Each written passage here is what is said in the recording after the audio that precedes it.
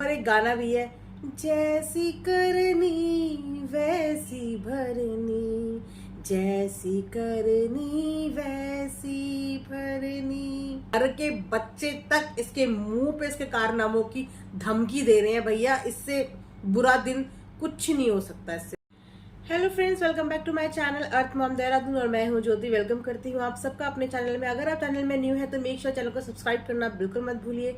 साथ ही bell icon जरूर hit कीजिए ताकि मेरे आने वाली हर वीडियो का नोटिफिकेशन आपको सबसे पहले मिल जाए। So without further delay let's get start the video. So friends, आज बहुत ही ताज़ा गर्मा गर्म खबर आप सबके लिए मैं लेके आई हूँ। एक कहावत जो है हमारे बड़े बुजुर्ग बना के गए हुए हैं, मैं वो कहावत आप सबके लिए बोलना चाहूंगी, यानी कि आप सबके आगे वो कहावत रखना चाहूंगी कि विनाश काले विपरीत बुद्धि। तो इस कहावत को जो लोग नहीं समझते, इसका अर्थ मैं उनको समझा देती हूँ कि जब आपके दिन बुरे आने वाले होते हैं ना, कुछ विनाश आपकी जिंदगी में होने वाला होता है, तो आपकी बुद्धि ना पलट जाती है, गलत गलत काम कराने लगती है। तो इस चीज को कहते हैं विनाश काले विपरीत बुद्धि। और इसके साथ ही साथ मैं एक और एग्जाम्पल देना चाहूंगी कि घमंड तो रावण को भी अपनी सोने की लंका का बहुत था, बहुत घमंड था उसे अपने सोने की लंका का। लेकिन उस लंका को सिर्फ हनुमान जी की एक पूंछ ने जला करके राख कर दिया। तो घमंड तो किसी का नहीं टिकता है, किसी का भी घमंड आज तक नहीं टिका। रावण जैसे विद्वान का घमंड नहीं टिका, तो ये नाफरमान जैसा आदमी का घमंड कहाँ टिकेगा। तो भैया किसी बाहर वाले को तो कुछ बोलने की जरूरत ही नहीं है, जब घर के अंदर ही इतना तूफान मचा हुआ है। और आज जो गर्मा गर्म खबर आई है कि आज तो चाचा और भतीजे के बीच में हो गई है बहुत ही गर्मा गर्मी का माहौल को मिला है फ्रेंड्स, कि चाचा और भतीजे के बीच में जो हो छिड़ चुका है महायुद्ध। भतीजा जो है बहुत ही एग्रेसिव अंदाज में नजर आया चाचा के ऊपर, और हो भी क्यों ना, जो भतीजा जिस पॉइंट्स को रख रहा है और जो वो बोल रहा है उसके कहे अनुसार भी ठीक है कि सिर्फ एक की गलती की सजा जो है पूरे परिवार को भुगतनी पड़ रही है। एक की बदनामी की वजह से पूरा परिवार जो है लपेटे में आ रहा है, पूरा परिवार कहीं मुंह दिखाने लायक नहीं रहा। सब जगह से जो है उनको तिरस्कार मिल रहा है, सब जगह से उनको थू थू हो रही है, लोग उनसे दूर भाग रहे हैं, नेगेटिव चीजें बोल रहे हैं। तो देखो ये तो होना ही था, गलत का साथ देने वाला कभी नहीं बचता। बोलते हैं ना, गेहूं के साथ घून हमेशा पिसता ही पिसता है।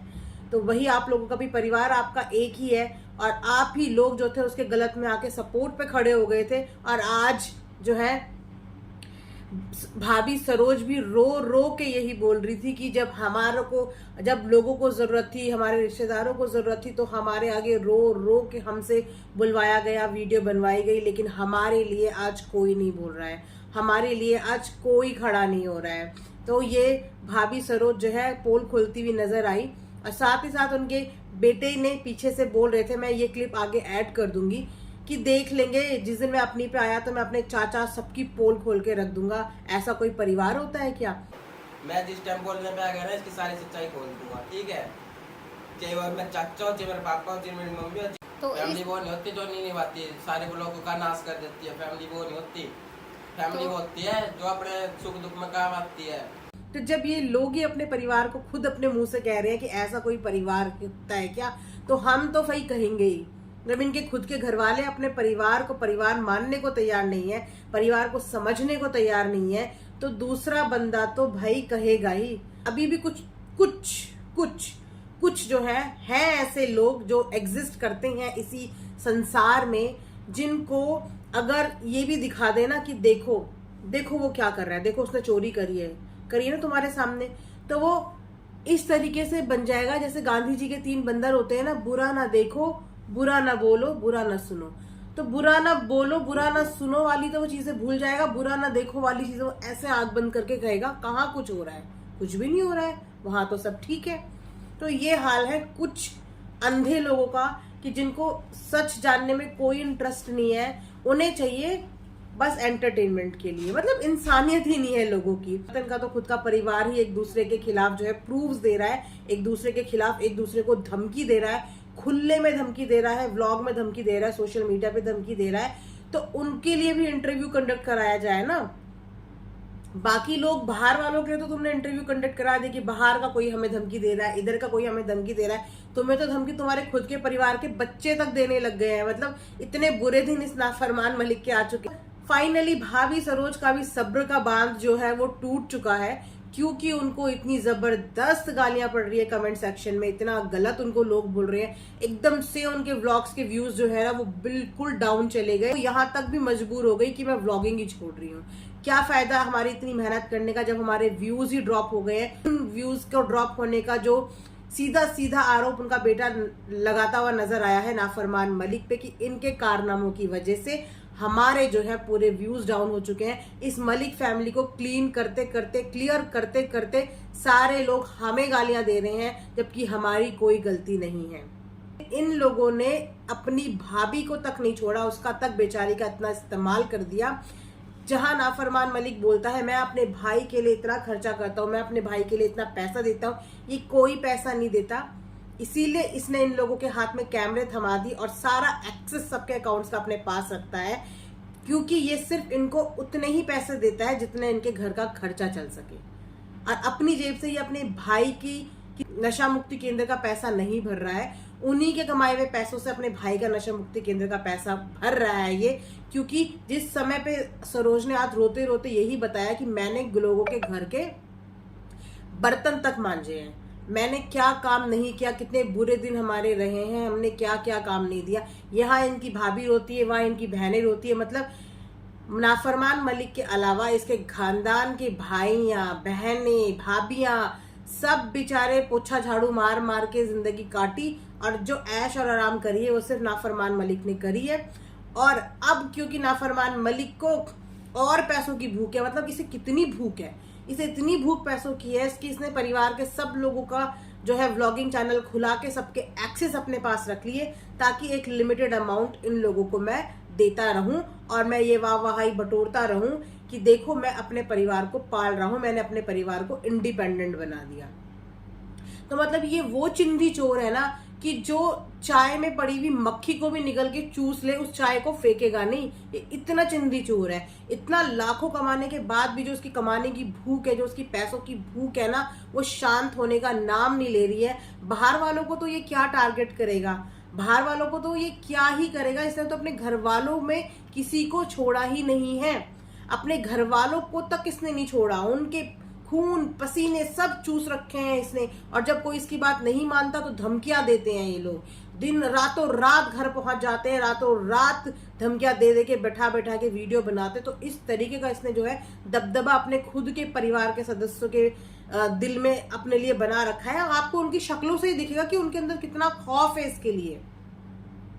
लेकिन जिस दिन ये बंद हो गया ना, उस दिन आप इनके परिवार के लोगों के मुंह खुलते हुए देखना, एक एक बंदा खड़ा होके इसके खिलाफ बोलेगा। वैसे शुरुआत हो चुकी है, बड़े बुजुर्ग लोगों को रोका जा सकता है, लेकिन जो ये जवानी का खून होता है ना, ये जो बच्चे जो बड़े हो रहे हैं ये नहीं रुकेंगे, ये बच्चे नहीं रुकेंगे। क्योंकि आजकल के बच्चे सब चीज समझते हैं, सही और गलत समझते हैं, और ना ही आजकल के बच्चों के अंदर इतना पेशेंस होता है कि वो इसकी गंदी हरकतों का सब्र कर ले। तो बहुत जल्दी आज आप मेरे ये वर्ड्स नोट कर लो कि बहुत जल्दी इसके परिवार के लोग इसके बारे में मुंह खोल के ना फ्रंट पे आके बताएंगे। आज तो आप, मैं और मेरे जैसी कई बहनें या भाई बात कर रहे हैं, लेकिन इसके परिवार के लोग सदस्य मुंह खोल के इसके बारे में बताएंगे। भाभी सरोज इतना ज्यादा सैड थी, इसके इंटरव्यू के लेके भी उन्होंने बहुत सारी बातें बोली हैं। इसके इंटरव्यू के लेके उसने ये बोली है कि इसने अपने परिवार का जिक्र तक नहीं किया। डायरेक्टली इनडायरेक्टली उसने ये ताना ही दिया है कि इन दोनों ने ना तो नाफरमान मलिक ने अपने इंटरव्यू में अपने परिवार का जिक्र किया, ना ही जब इसकी दोनों बीवियों का इंटरव्यू हुआ, ना ही उन्होंने अपने परिवार का जिक्र किया। इन्होंने साफ तौर पे कह दिया कि हमारा कोई परिवार ही नहीं है। तो जब इनका कोई परिवार ही नहीं है तो क्यों उनके अकाउंट्स को एक्सेस लेके बैठे हुए हो, क्यों उनकी व्लॉगिंग की कमाई तुम ले रहे हो? तुमने तो अपने हिस्से की कमाई भर ली है ना अपने घर पे, तो अब क्यों उनके हिस्से का एक्सेस लेके बैठे हो? उनका हिस्से का उनको दो ना।